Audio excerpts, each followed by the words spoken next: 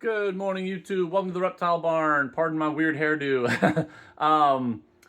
We're putting our garter snakes into brumation today, and I want to show you how we do that, why we do that, and talk about the differences, because we have different species of garter snake, and they will need different things.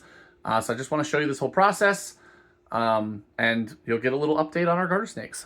So this stack here, these are our Oregon red-spotted garter snakes. Our male is named Godzilla. Let's see if I can scooch my stool back. There we go. So there he is. You can't see his color very well through the tub. I apologize. Then we have Chimera and Shu. A male and two females. Over here, we have Annie. She is a blue stripe garter snake. She was not happy to be put in this tub. So, first thing, why do we use these little tubs? Well, because they need to go in a small little space that stays cold and regulated. So these will fit in a mini fridge. And this is actually gonna go, this girl is gonna go under our house in the crawl space. The reason for that is these Oregon red-spotted garter snakes need a longer, colder brumation because of where they live. Annie is Thamnophis sertalis similis, which is the blue stripe garter. They're really only from the Gulf Coast region of Florida, which obviously is a very different thing than Oregon in the wintertime. So she's going to get a mild brumation, shorter duration, which under the house will, it can get down to even like 50 on a really cold night under the house there. Which is perfectly safe for her. So she'll have like 5 or 6 weeks of brumation. These guys are going to go down and be set in the mini fridge at 42 degrees. And there, believe it or not, they're going to go for about 14 or 15 weeks, which I know sounds crazy. In the wild, they can go even longer than that. They certainly could in captivity as well. These are well-fed adult garter snakes. I just don't feel a need to push them longer than that. I want them to have a good long brumation and be able to, the male, we need him to have really good sperm development. He needs the cooler temperatures. I just don't see the need to stretch out their brumation super, super long and deplete their, body fat, really get them skinny and scrawny. I want them to be very healthy when they come out of brumation. So, obviously they're not going to eat during brumation. I took them off of food like a month ago, almost. And I took them off of their basking heat about 2 weeks ago. I wanted that gap because I wanted to make sure that their last meal was fully digested and passed before I took them off of that heat. You don't want the food sitting and rotting in their gut when it gets too cold for them to digest. So, they won't eat the entire time during brumation. They might get up and drink, so I use water bowls. Some people don't, I've heard. Sounds crazy to me, but they report perfectly good safety and success. I'm definitely giving them water bowls. That freaks me out.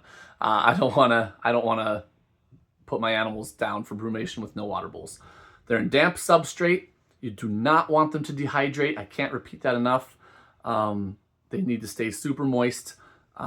In the wild, they're going to be underground where it stays super humid all the time, or they might be in like a dead log or a pile of dry leaves where they're going to be getting rained on.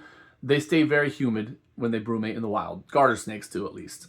They're not a true like aquatic snake, but they are very, very much water attuned. They will dry out in captivity if you don't treat them carefully. So the red spotteds are going in the fridge, 42 degrees, 14 or 15 weeks. The blue stripe is going under the house, about 6 weeks, in the 50s as far as temperature range. So why do we brumate them? First off, it's a totally natural behavior. And in most instances, I think it's wise to try and mimic nature when we have our animals in captivity. Not always. We don't want to mimic predators. We don't want to mimic diseases or injuries or floods or, all that kind of stuff. But when it's like a really a biological process that they go through in nature every single year of their life. I just think it might be wise to mimic that. Second, we do want to breed these.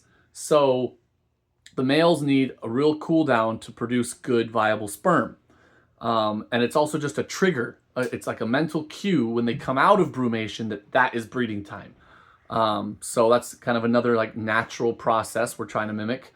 And yeah, so brumation is not typically quite as intense as hibernation, which is like, what mammals do during the cold season. The garter snakes won't be just like in a coma. They will be able to wake up and they move around a little bit. They'll go get a drink, but they will spend a lot of time just holding still, sleeping, resting, etc. So their heart rate does drop, their breathing rate does drop, and their digestion turns off completely. But they're not just completely shut down. Like a bear up here in Alaska right now, the bears are shutting down, right? Even though it's a very mild fall, very, very soon they're going to be turning off. And they might stay deep, deep asleep for weeks at a time. Not that they're going to be asleep for 5 straight months, but they will be out, right? Their system slows down a lot more than a brumating snake is going to typically. But it's still the reptile version of hibernation. They do need a period of time. They need just a tight, dark little space. Well, I don't want long photo periods, so if they have any light exposure, I need to make sure it's not long days. And they will be perfectly fine. I have followed people who keep tons of garter snakes, who brumate them intensely, colder than I'm doing, longer than I'm doing, even, that year's babies, and they report almost no losses ever. And usually the losses are snakes that might not have made it anyways, that just weren't quite as strong or whatever. So this is a very safe thing to do. Do you need to do it if you have a pet garter snake or any other, snake that brumates? That's very debatable. I think probably not, to be very honest. I don't think that they're going to be made sicker or have, problems if you don't brumate them. But that's just my opinion. I don't know that. I haven't seen data comparing, a naturally brumating species kept in captivity that you allow to brumate and the ones that you don't, and see, how their life goes for them over a long period of time. I don't know if that data even exists, but I haven't seen it. So in my opinion, I don't think you have to. So don't be feeling guilty if you have a pet garter snake and you don't brumate it. That being said, I am going to brumate, and that's where they're going to be for the next 6 weeks and 15 weeks. And we will report and bring them out and have a video when we wake them up. It's always exciting. They come out, they're hungry, they're ready to breed. So we'll let you know when that happens. But yeah, that is where the garters are going. Godzilla here. Hopefully, if all goes well, we'll be able to breed these lovely females in the spring. So wish us luck, and thank you guys so much for watching. Until next time, we're the Reptile Barn.